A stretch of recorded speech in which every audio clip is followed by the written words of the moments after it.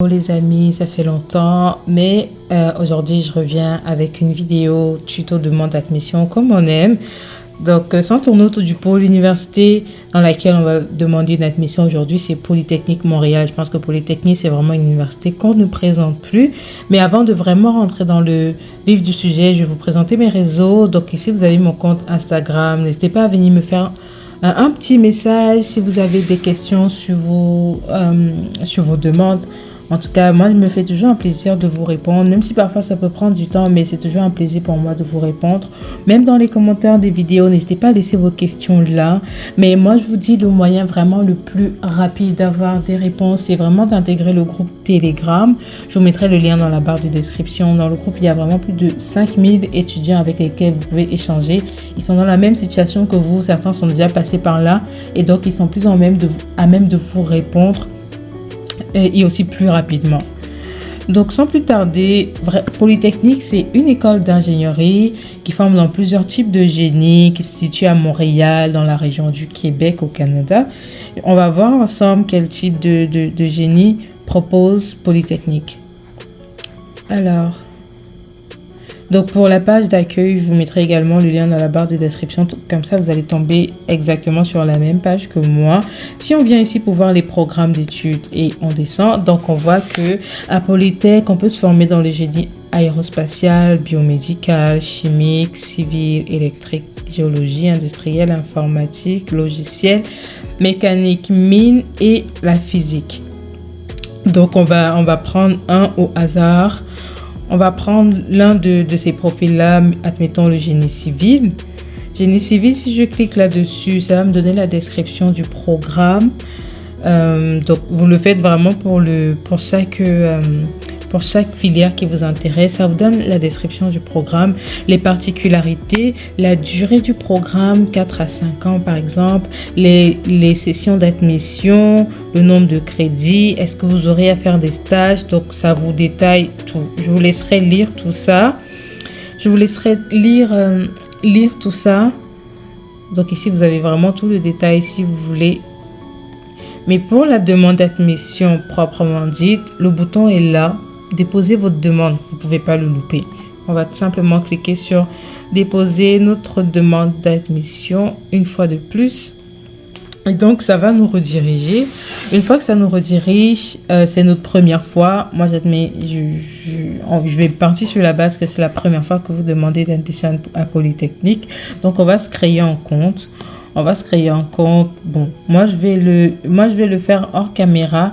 Je vais mettre une adresse mail fictive, je vais mettre un mot de passe et ensuite on se revient.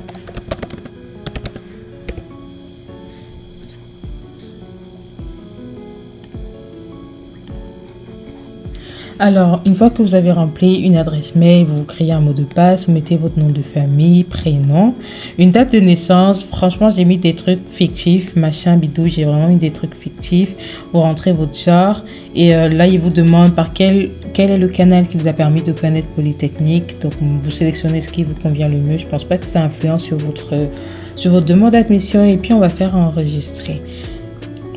Donc, ils vont envoyer un lien d'activation à l'adresse mail que vous aurez remplie. Cette adresse mail, il faut tout simplement l'ouvrir et aller cliquer sur le lien. Je vais faire également ça hors enregistrement. Ok, donc c'est bon, j'ai ouvert l'adresse mail, je suis allée cliquer sur le lien qu'ils m'ont envoyé, c'est marqué en bleu, activez votre compte. Une fois que vous cliquez dessus, vous retombez sur cette page-ci, votre compte est activé. Mais une fois que c'est fait, on va revenir, on va faire une nouvelle demande d'admission, on revient là. Moi, je vous conseille toujours, par exemple, les numéros comme ça, de les conserver, de vous ouvrir un bloc-notes dans votre ordinateur et de conserver tout ça. Moi, par exemple, là, j'ai mis un nom aléatoire, bidouille, machin. Ils m'ont généré un numéro de candidature. Moi, je vous conseille pour vos vraies candidatures à vous, de les garder quelque part dans un bloc-notes. Donc, une année de naissance, toutes les informations qu'on avait remplies au départ sont placées là. Est-ce que ces informations sont-elles exactes? Est-ce que ces informations sont exactes, pardon? Oui. Sauvegarder et poursuivre. Alors, qu'est-ce qu'on va faire? Une admission classique, parce que moi, je pars sur la base que vous venez d'avoir votre bac. Bon, enfin, vous n'avez jamais fait de demande au préalable. Si oui, ben, vous faites réadmission. Et si, par exemple, vous avez été admis quelque part, mais vous voulez changer de programme, alors vous choisissez ce qui convient à votre profil. Quel est votre statut au Canada? Moi, je pars sur la base que vous êtes étudiant étranger, donc étudiant international. Là, il vous donne la liste des documents que vous aurez à fournir pour arriver et étudier dans l'université. Votre certificat de naissance, votre CAQ et votre permis d'études, ça sont des obligations gouvernementales. Mais si vous n'êtes pas étudiant international, par exemple, si vous êtes résident permanent, vous pouvez directement cliquer. Moi, je pars vraiment sur ce qui va aider la majorité des personnes qui regarderont la vidéo. Votre niveau d'études. Alors, on va faire une demande d'admission pour un baccalauréat. Mais si vous voulez faire pour une maîtrise, vous pouvez cliquer ici. Mais moi, je pars sur la base que l'étudiant vient tout juste d'avoir son bac au pays. Donc, on va faire une demande d'admission pour un baccalauréat qui correspond à la licence au Canada. Donc, trimestre d'admission souhaité. Donc là, est-ce que vous demandez une admission pour l'hiver 2024, pour l'automne 2024? On va sélectionner par exemple hiver 2024. Vous allez choisir votre premier choix. Quel est le génie qui vous intéresse le plus? Le premier choix, disons baccalauréat en génie civil, sauvegarder et poursuivre. Avez-vous déjà étudié ou déposé une demande d'admission à Polytechnique Montréal? Non. Avez-vous déjà suivi des études collégiales ou universitaires au Québec? Moi, je dirais non ici. Si vous êtes déjà au Québec, ben, vous mettez oui, franchement, en fonction de votre profil. Et là, ils vont vous demander de rentrer tout votre background académique, votre établissement scolaire. On va partir sur le Cameroun comme d'habitude. On va dire l'étudiant vient du Cameroun, dans quelle ville? Alors on va dire Douala par exemple. Nom de l'établissement, franchement je ne sais même pas. On va dire collège Liberman. Je ne sais même pas si ça se trouve à Douala, mais bon. Je mets juste des trucs aléatoires. Qu'est-ce que vous avez fait là-bas? Alors, vous avez obtenu un bac série C.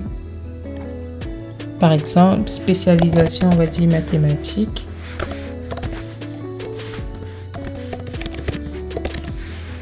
Mathématiques. Donc là, vous rentrez vos années d'études. Là, vous rentrez vos années d'études. On va dire que vous venez tout juste d'avoir votre bac là, 2023. Alors, 2022, septembre 2022.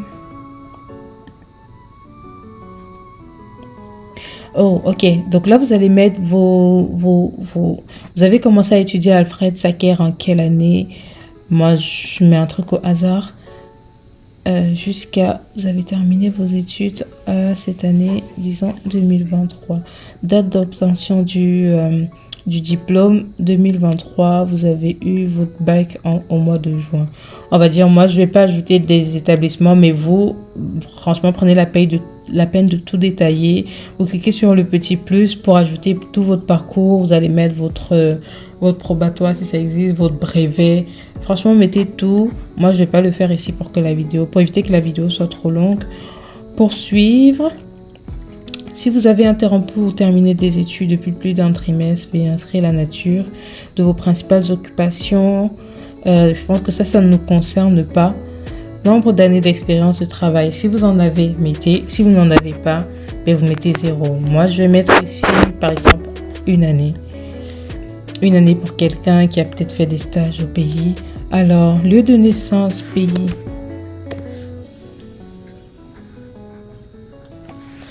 Notre étudiant fictif est né au Cameroun, dans la ville de Yaoundé. Pays de citoyenneté, on va dire que c'est un Camerounais également. Pays de résidence principale, il vit également au Cameroun. Donc, comme vous pouvez le constater, ça varie vraiment. Vous pouvez avoir pays de citoyenneté Cameroun, mais vous vivez par exemple en Belgique ou bien vous vivez en France. Donc, vous allez distinguer les deux ici. La langue maternelle première que vous avez apprise, celle qu'on parle dans votre entourage. Si c'est l'anglais, si vous êtes dans la partie anglophone du Cameroun, vous mettez l'anglais. Franchement, vous mettez la langue que vous parlez. La langue d'usage, français également. Vous allez remplir ici le nom de vos parents, nom de famille de votre père. Moi, je vais dire papa bidouille. Non, ça je vais pas le remplir. Nom de famille de votre mère. Ok, ah pardon. Ici c'est le nom de famille de votre père. Le prénom, je vais le mettre ici. Le nom de famille de la mère, je vais mettre maman. Maman machin.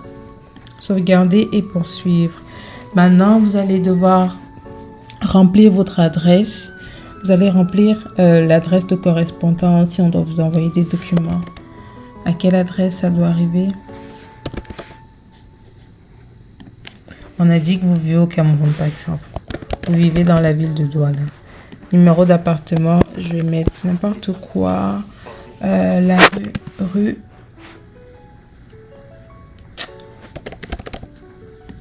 Code postal. Vous mettez vraiment n'importe quoi. Le numéro de téléphone, enfin, vous mettez vraiment vos vraies informations. Numéro de téléphone au domicile, 237. N'oubliez pas l'indicatif téléphonique, 237. Maintenant, je vais mettre un numéro. Et voilà. Téléphone au travail, je pense qu'on n'en a pas, donc je ne mets pas. Adresse des parents facultative. Donc, si vous voulez rajouter, si vous n'êtes pas la même adresse que vos parents, rajoutez-la. Personne à contacter en cas d'urgence. Si vous en avez rajouté, adresse de l'employeur si vous en avez rajouté également. Mais là, c'est facultatif, donc je vais passer pour éviter que la vidéo soit longue. Sauvegarder et enregistrer et passer à l'étape suivante.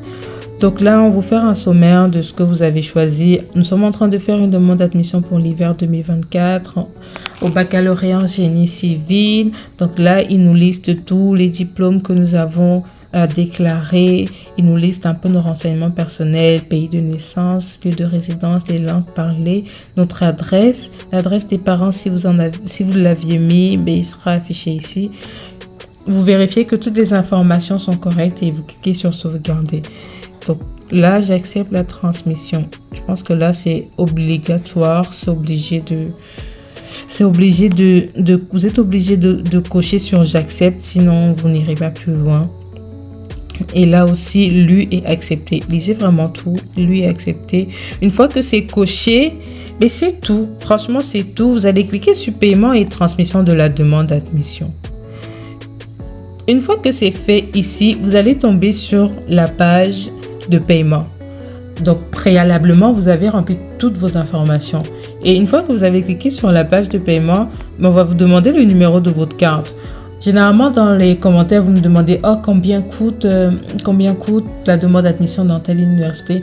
Sur le site, il y a vraiment tout.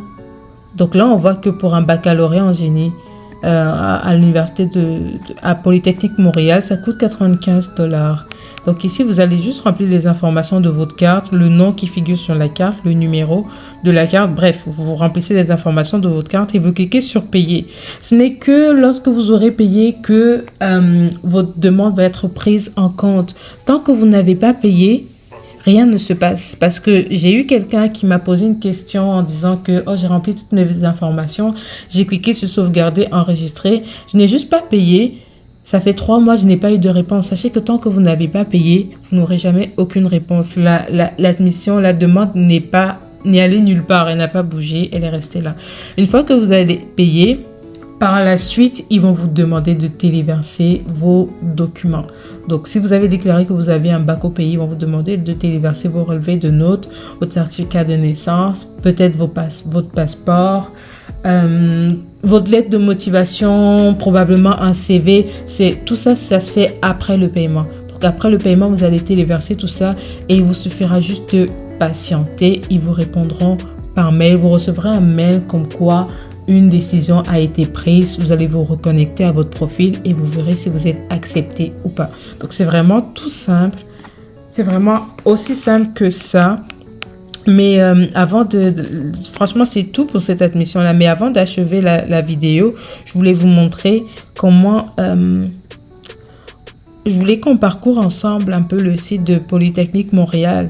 Donc, vous verrez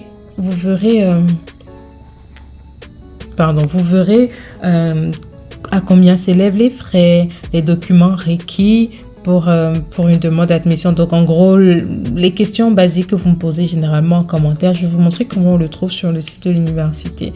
Donc, ici, je me place là et je vois par exemple documents requis pour une demande d'admission. Et on va voir ensemble. Comme pour vous dire que je n'ai pas forcément le monopole du savoir, moi aussi, quand vous me posez des questions, je vais sur Google ou alors directement sur le site de l'université et je recherche tout comme vous.